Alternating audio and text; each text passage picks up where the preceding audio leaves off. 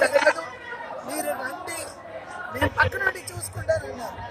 ఇప్పుడు ఆవిడ వెళ్ళినా కూడా లేదు, ఆవిడ పేరు లిస్ట్ లో లేదు, మేము పైకి పంపించడానికి వీలు లేదు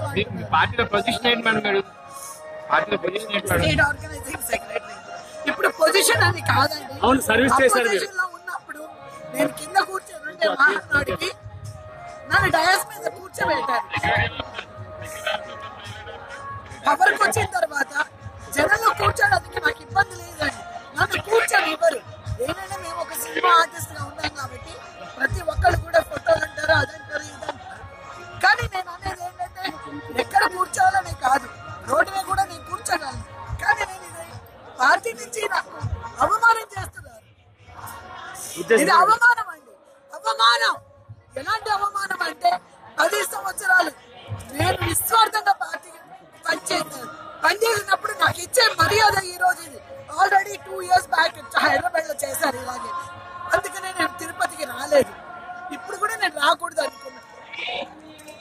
ఏంటంటే ఇటువంటి అవమానాలు భరించలేక నేను రావడం.